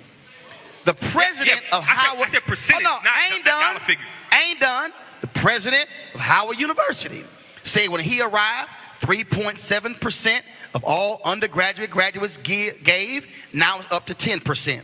The Wilberforce president said when he arrived, 1% of their graduates gave. Then when he left, it was at 9%. The giving rate of the average giving rate of HBCUs is really between 5 and 8%. Claflin has the highest giving of any HBCU. It exceeds 50%. Why? We right now are facing, you already know about Morris Brown. You also, all the HBCUs are withering on the vine. The reason Bennett today. The reason the Benjamin Mays example was vital was because what Mays figured out was if we do not deal with K through 12, there will be no Morehouse men. There will be no Spelman women. And so we are sitting here arguing and mad as to why this way or that way. I will say again, I do not care. You know what the balance is? Failure, not failing. No, that's no, you want balance? Fifth grader can't read. You want balance? Black kids who are in the 8th grade with 2nd grade math proficiency. Do you want balance? I just read for you the school with 5% of the students reading on grade level. Let me say something. I'm just saying. I want to speak to that. Go right ahead. So when I mentioned, charter schools are still only a fraction of the majority of most public school systems. 4%. And so I'm waking up every morning, and members of the school board in Atlanta are waking up every morning and fighting for 100% of the students, even though those in charters, those in district, and those in schools that are under their authority. And so the idea that charter schools are taking over, I think because the term charter has become such synonymous with so much passion that people, as soon as you say it, everyone wants to gravitate towards that term. I think we should call it something else. And then have a conversation around, do we need schools that have a certain level of autonomy over doing things? Yes. Do we need schools that have a certain level of accountability that says it's not doing well? Yes. Should we have schools that have options to go out and identify additional resources so that we can give things our students need? Yes. Call it what you want. Call it Roland Martin University. I don't care what you call it. But let's give everybody the same chances that you give your child as well. Let's talk about that, because I'm fighting for not only just the 10, I got 10 charter schools in my district. I got 200 that aren't. So I'm fighting for them too, because my kids go to a traditional public school. They don't go to a charter. And my wife is a principal in a traditional public school and not in a charter. I want to give some facts. For all of them. I want to give some facts. So you have facts. Someone said, someone said privatization. These are facts. Only 12% of all charters are for profit. 12, okay? 65% of all charters are what are called small CMOs or single entities, largely nonprofit. Now, give me another fact, okay? I'm not done. Another fact. 6% of students in America attend charter schools. That means 94% of kids in America go to traditional schools. So explain to me how 6% is the problem and not 94. I don't understand that. Now, I got some questions from the audience. Jason Allen, of what school are you board chair? And the question is, how do you advocate for funding and resources for that school? That was a question from the audience. Awesome. I'm the board chair for Ivy Prep Academy, and actually, if you go to edlanta.org, I have my letter that I sent to our legislators about funding for all schools. It's available on there, but Edlanta is a mechanism that I use to advocate for not just school choice, but also improving our public traditional schools. Danielle, can you speak to the difference between private and public? I'm assuming between private schools and public schools. First of all, that's a question from the audience. You don't control the mic. Go ahead and answer the question. Okay, so Somebody has a question. You can talk as loud as you want to, but she's going to get an opportunity to answer the question. Danielle, go right ahead. A public school, there's a level of accountability that you have for a public school. We all know in the state of Georgia we have traditional public schools. We also have state charter schools and local charter schools. So when you think about a public school, know that there's a system of accountability. For your private schools, yes, there might be a board, but that accountability piece, that education piece, may not be there. So for private schools, it's important for parents to be careful and not make the assumption that that's the best match for their child just because it's private. So for instance, if you have a child with a disability and have an IEP and you use the special needs scholarship program, which is, you can use a voucher to go to a private school. That private school does not have to serve your IEP. Now, this gentleman in his school and Ivy Prep, they have to because they are a public school, even though they're a charter school. And your traditional public schools have to do that as well. So that's the difference between a private and public. And for whoever asks that question, if you want to talk about it more, I'll be outside at the end of this. You can come to the Ed Connect table. I'm a mom of a 4-year-old boy. How do I find the best school for him? And what's the criteria I need to have to determine if the school is up to par? Anybody? Well, I definitely would. You said she said it 4-year-old? She's a mom of a 4-year-old boy. Okay. Definitely knowing that early education is the key. And identifying, and now with the state of Georgia, we've now moved toward quality rated schools for our pre-K schools. And with that, they now have to go through a more rigorous requirement for the type of curriculum that they're actually delivering. And by 2020, all the daycare centers, early learning centers in the state of Georgia will have to be quality rated. And that's the 1-star, 2-star, 3-star. So being able to research on the different schools and what it is that they're able to offer, going in and talking with the owners of that early learning center, talking to some of the parents to see how they like the particular school, and then even moving forward with your elementary school. You can always go online with the Georgia Governor's Office of Student Achievement or the Department of Education to be able to research some information on the schools in your area and going and talking with the principal. Aretta? So I was going to agree, definitely do your research. There are apsinsights.org is a great resource for going. apsinsights.org. You can look up all schools. You can look up not just their CCRPI scores, which is their Career and College Ready Performance Index. You can also look at their English and math proficiency scores. You could look at Title I percentages. You can look at attendance rates. There's a lot of good information. But aside from that, I encourage you to go to the school and visit the school and ask the principal, ask the leaders, what is your vision for the school? See, does that align with what it is that you have for your child? Talk to other parents who attend that school. Ask them to tell you about the good and the bad, because nowhere is perfect, but there has to be a place that's going to be a good choice for you. So do the quantitative and the qualitative research to find out what's best. And also really understand your child and what your child needs. So I understood that my kid didn't need a lot of free time. Free time equaled trouble for her. She needed discipline. She needed structure. That was specific to my kid. But my best friend's kid, complete opposite. So know your kid, their needs and their learning styles, and then do your research in matching what's the fit. There was a state representative in Chicago who wanted to shut down an online school.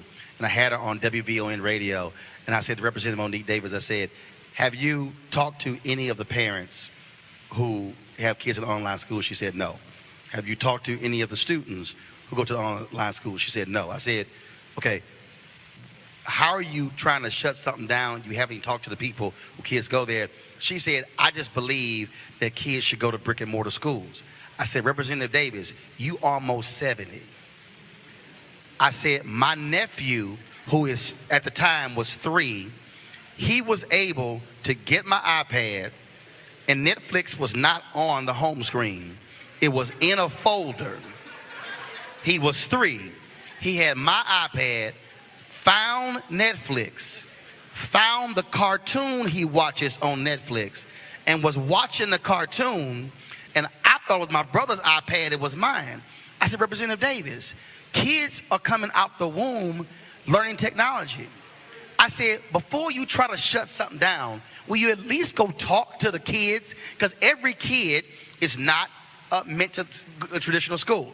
She went and did it. She came back and said, I was wrong. I said, you were willing to shut something. You were going to go to the state and use your power to shut something down, and you hadn't even bothered to talk to the parents or the kids to say, is that working? And it was nonsensical. Question, Gavin. Here in Georgia, what is the accountability of charter schools? Because the question says that when parents choose school choice and the school closes, this fails the student and ultimately the community. So what's the accountability, the oversight in Georgia for your school? So we are actually, our oversight body is both the Georgia Department of Education and the State Charter School Commission. So you have oversight? I have absolute oversight. Okay. And they are... He just said who? The Georgia Department of Education. He just said who? Lord, repeat it again. Repeat it again. The Georgia Department of Education, which oversees all schools in Georgia, oversees all charter schools as well. So every public school is overseen by the State Department of Education. And when you say oversee, what do they oversee? Everything we do, from education to nutrition to finance. There are about 10 departments in the DOE, and they all have a direct line to us. They send auditors out twice a year. The commission sends auditors out. The State Charter School Commission authorizes. They also send auditors out twice a year. So hold up. The State Charter Commission and the Georgia Department of Education both send auditors out. Yes. So you have oversight. I have a lot of Okay, oversight. I thought so. That pretty much answers that question. All this. Okay, all right, here we go. Okay, you're not like the board. Okay, so explain to me then, since you want to have a board, that's great. What's up with all these failing Atlanta schools? No. If you want to talk about a board, see, this is real simple. No. We can let him sit there. See, this is the fundamental. No, he fine. This is the fundamental problem I have. We keep yelling, board. Show me failing schools and what the board is doing. I just read to you in Atlanta. They are going to vote in 2 weeks on a new system. So what is it?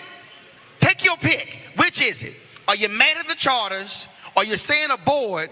But if the schools have been failing, what's up with the board? No. Since y'all want to talk, if the schools keep failing and y'all keep saying board, why are the schools failing? Why does that black element...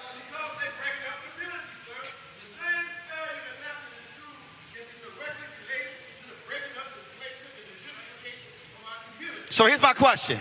So gentrification. So for you, gentrification is the reason for it. Gentrification. So if a school in Atlanta has been failing for 20 or 30 years, whose fault is that? Okay.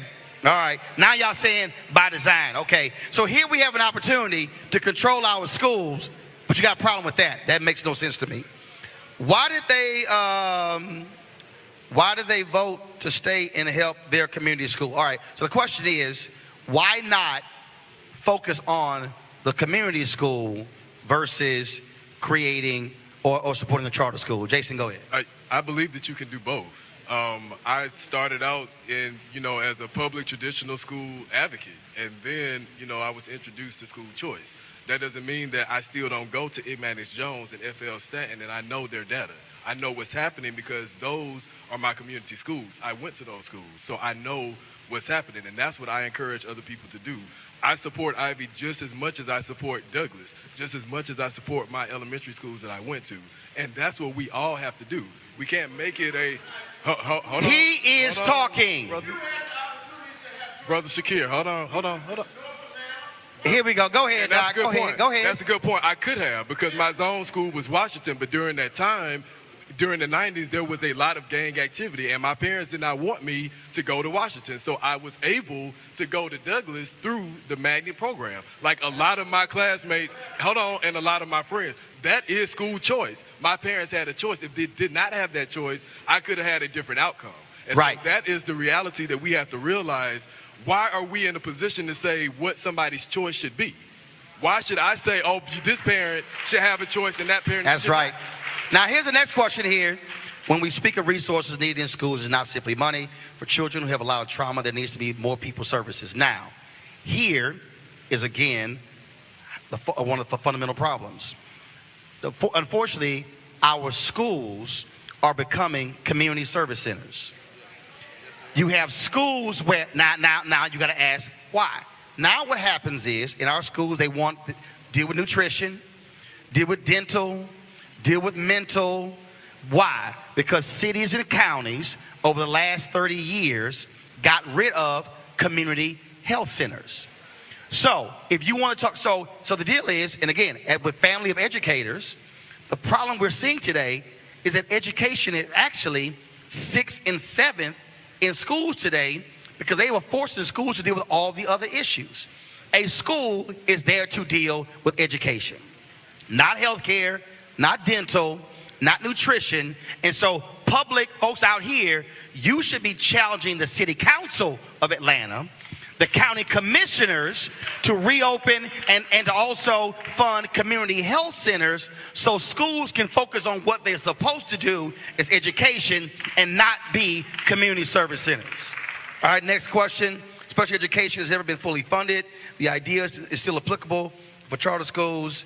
And so how do we deal with education, special education funding with traditional schools and charter schools? Anybody? It begins with starting to understand how special education works. There are so many children you're in special education just because our teachers don't know how to reach them.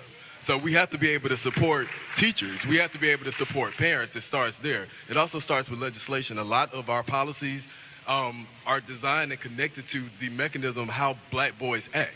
So when you think about discipline is centered around, okay, we have all these deficiencies of how black boys act in classrooms. So policies are created around that. So we want to make changes in special education. We have to start with erasing the whole magnitude or the mindset that special education begins with discipline, because that's where a lot of our children are. They're in special education because they won't sit still. They won't be quiet. They won't walk in a straight line. They won't do what the teacher is telling them to do at that moment. And that's why a lot of kids are caught in the special education system. In fact, what you ought to do is, we tried to play it, but we had some audio issues.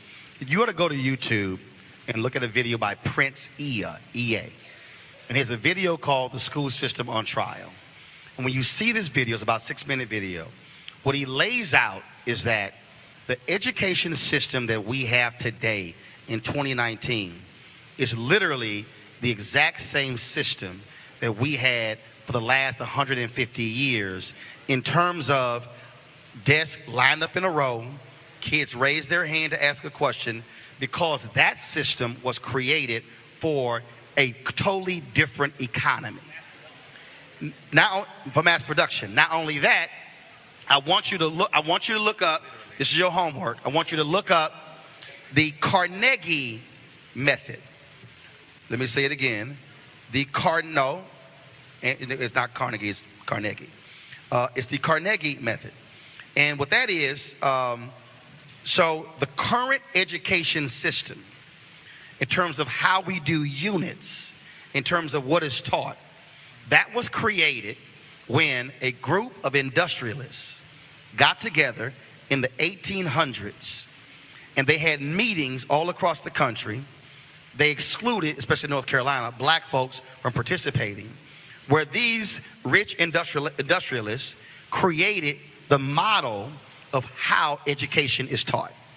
And so that is X number of classes, X number of, in terms of the whole system.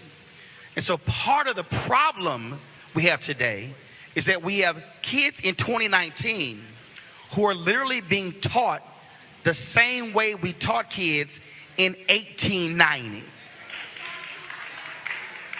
And so what you're seeing is, and I've been an advisor for XQ schools. Laureen Powell Jobs, a widow of Steve Jobs, has a group called Emerson Collective, and they had this mass initiative, Rethink High School. So go look it up, XQ America. And they've given out $100 million to people to rethink high school. Some of the ideas that we got were stunning. One of the schools, the school is located in a museum. Another school, the curriculum was actually established by the students. And so if you go to XQ America, go to the YouTube channel, their Facebook page, you see all these stories. So what that points to is where we are now is, which is why it goes to the issue of charters as well, is that the point of innovation is not that we teach every child the exact same way, that we create different schools for different ways. And to your point, one school may be, you know what, we're going to be outdoors. Another one may be indoors. But you create different ways of teaching and get away from this as only one way to educate every child. Can I give you one more data point?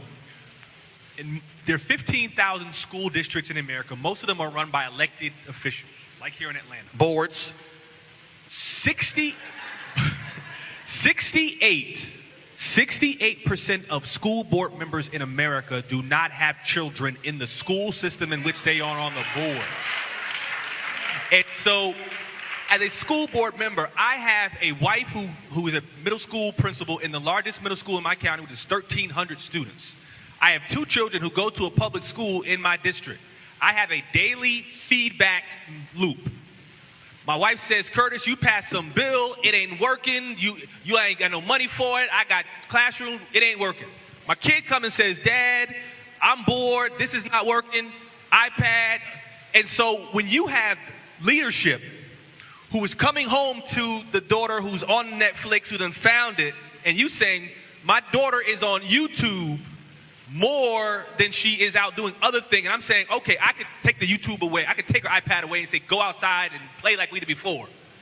But at the same time, we understand that the world is moving in a different direction. And if we don't move with it, we are going to be left behind. And you can see, I've traveled across the country, around the world, studying what are other school districts in Finland and Poland and Canada and South Africa doing, because we're in a global economy.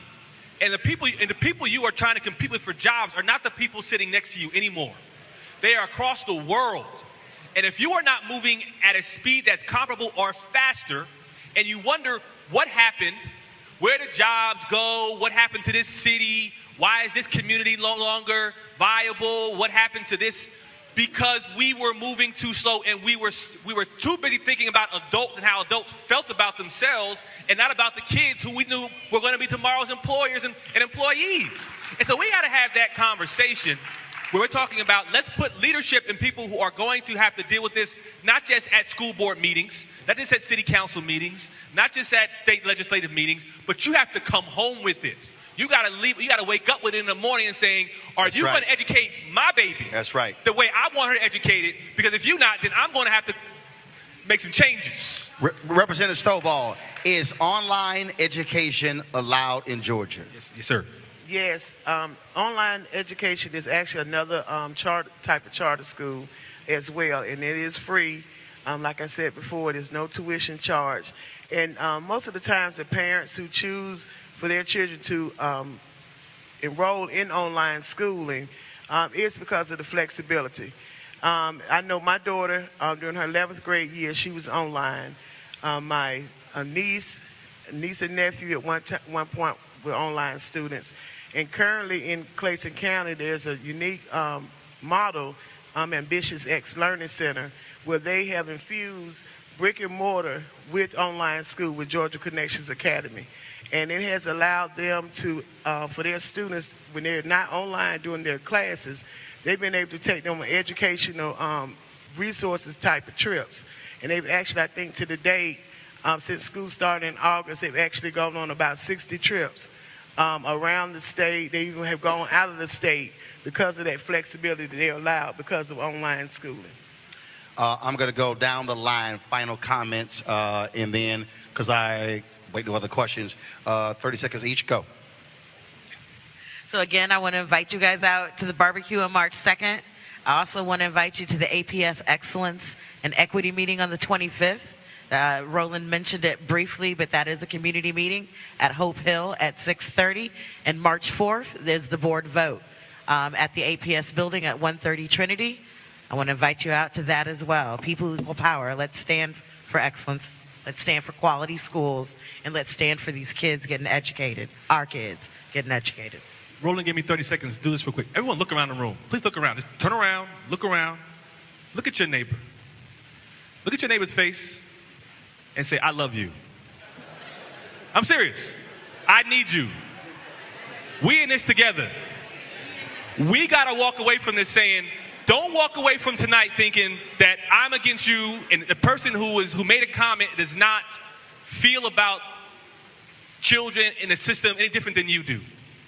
We cannot walk away as adversaries. This is way too important. And our children can't afford for us. They're sitting around looking at us, wondering what's going on. I'm going to leave you with this. Here's an old African proverb. When the elephants fight, the grass suffers. These children are waiting for us to get our stuff together. They can't wait. And so we have to leave here with the determination to fight for what's best for our children because in many cases they have no voice. Thank you all for coming out. Danielle? Wow, there's so much I can say. What I will say is that we focus so much on policy sometimes, we don't think about home.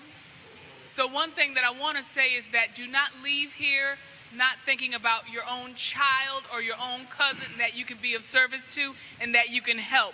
Don't go to the Capitol if you didn't help your home first. That's my only message. Gavin? So I just don't want to leave here with the false narrative that this is somehow a battle between black educators in traditional public schools and black educators in charter schools. That seems to be what always happens. Yep. We wind up getting in a space and we wind up going at each other, getting divided, and nothing ever happens. We are actually on the same side. There are things, most of the educators I know who are in leadership in traditional public schools are amazing people. I have consulted with districts all around this country, traditional public, and have met amazing people. It is a challenge for all of us. I think what Ms. LaSure said, Dr. LaSure said, was the key. We don't actually have an agenda for our kids. Traditional public charter. The major problem that we all have is that there is a regime started by policymakers whose children aren't in these schools that focus on test taking. We do need to measure what our kids know, but when the score itself becomes the thing, we'll go get it however we want. And it won't have anything to do with learning. It will have to do with getting a number. While the rest of the world has moved on. The suburbs don't care. Private schools don't care. Upwardly mobile people don't care. So we have to think about what we really want for our kids. Because by the time we get better at testing, everybody else would have got better at languages, technology, thinking, and everything else. So that's a whole nother conversation. But we need an agenda that talks about how we raise our kids at home and what things we need to teach them in school that will matter for them, separate and apart from other communities, because there is a different need. Jason. When President Trump was elected, our former executive director of IB reached out to me, Alicia Thomas Cromartie, with tears, crying. There were girls who did not have a choice. Those were Muslim girls. I wrote about them this week because they weren't able to go to their community school because of their faith and how they looked. And so it's important that we don't take anyone's choice away, because there are people who are literally depending on the autonomy to have a choice. So we do this work together. I'm a traditional public school special education teacher, but I'm also the board chair of Ivy Prep. So you can do both. You can support public traditional schools and charter schools. We can do this work together for our children. Representative Stovall.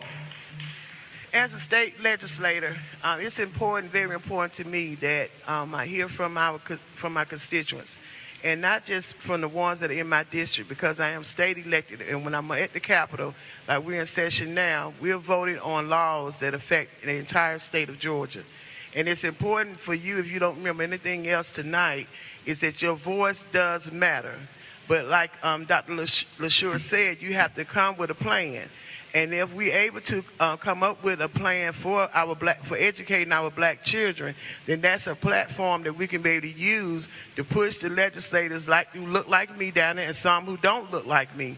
And so in closing, what are you willing to give up for the better education for our children here, especially our black children in Georgia? All right. Mimi, bring him out, Mimi. Mimi, bring him out. Y'all come on. So while we've been in here, we had child care. So y'all come on. Y'all come over here. I need the panelists. Y'all can stand up. Come on. Y'all come over here. How you doing? I want y'all to stand right here. I want you to stand right here. Come on. Now you short. I need you to stand up there. You taller. Come on. I need you to file in. Come on, bro. You short. You stand right over here. There you go. You got something to say? Go ahead. I'm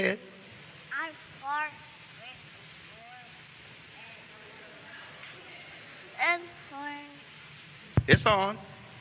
Are you in if you I don't speak kid, but I know what you're talking about. I appreciate it.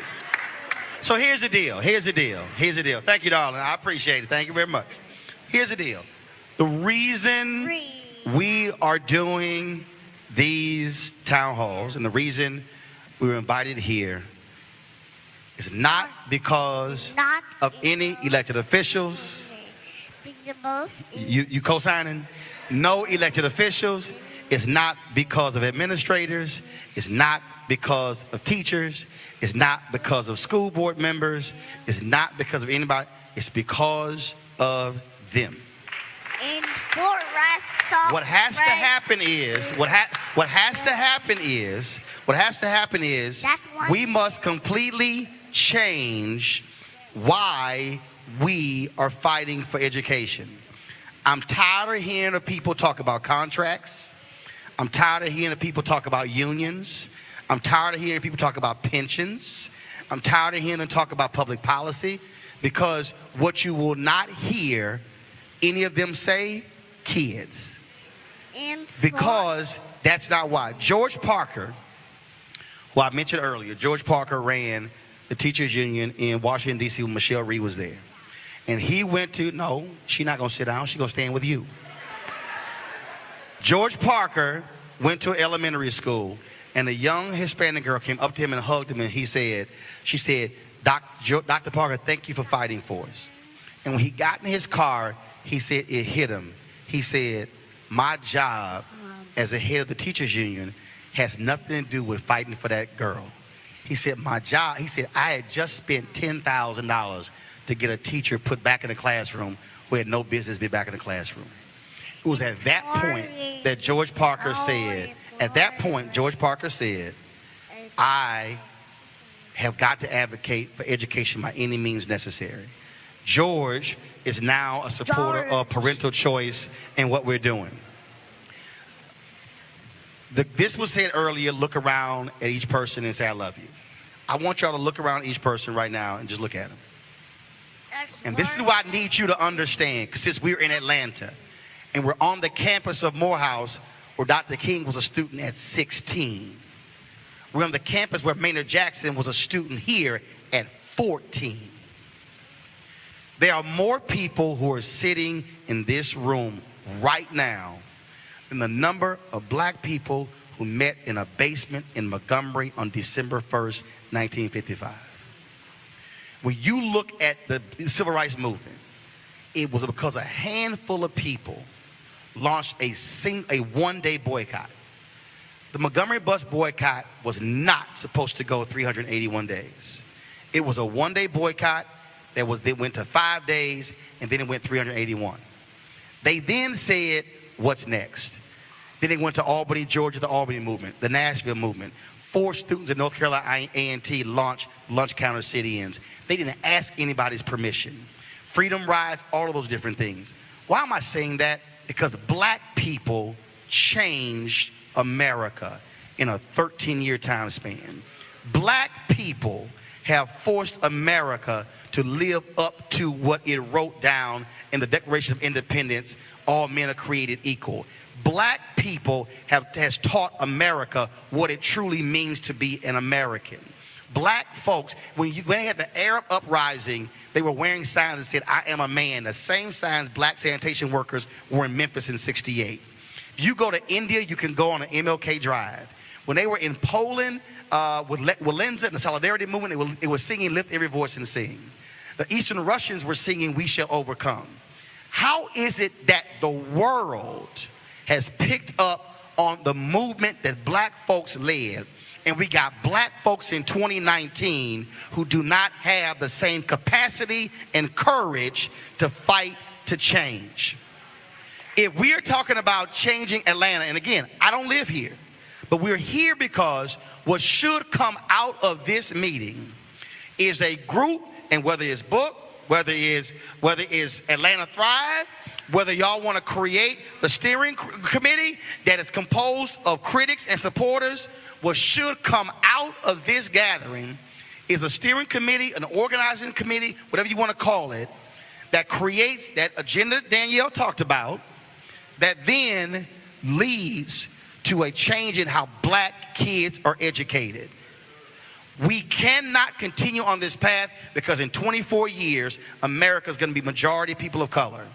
And when I interviewed Winnie Mandela, and we aired it last year when she died, she said the reason our kids today in South Africa have she said we have high unemployment because those kids, when they were kids, were fighting against apartheid. So y'all got to decide right now, how much are you willing to fight for? And understand this, you're not just fighting for her and him to get educated. You're fighting for his kids, her kids. And you better hope that her kids will look back and say, I had a mama and a daddy and an aunt and an uncle and a church member and a fraternity brother or neighbor who dared to fight for me to have a better life. And so if you want to just keep talking, go right ahead. But we got enough groups here who need you to be in the fight with them. The question is, what are you prepared to do? Give it up for our panelists, our kids. Give it up for all of our groups, the 74, the school choice is the black choice. If you have not signed up for those tables, go outside. They're there for you. Let's change the future for our kids. Y'all have a great night. You want to check out Roland Martin Unfiltered? YouTube.com/Roland S. Martin. And subscribe to our YouTube channel. There's only one daily digital show out here that keeps it black and keep it real. It's Roland Martin Unfiltered. See that name right there? Roland Martin Unfiltered. Like, share, and subscribe to our YouTube channel. That's YouTube.com/Roland S. Martin. And don't forget to turn on your notifications so when we go live, you'll know it. Hey fam, want to check out Roland Martin Unfiltered? The blackest show on all of digital, cable, and broadcast. Check out our audio podcast. There's only one daily digital show out here that keeps it black and keep it real. It's Roland Martin Unfiltered. Press play.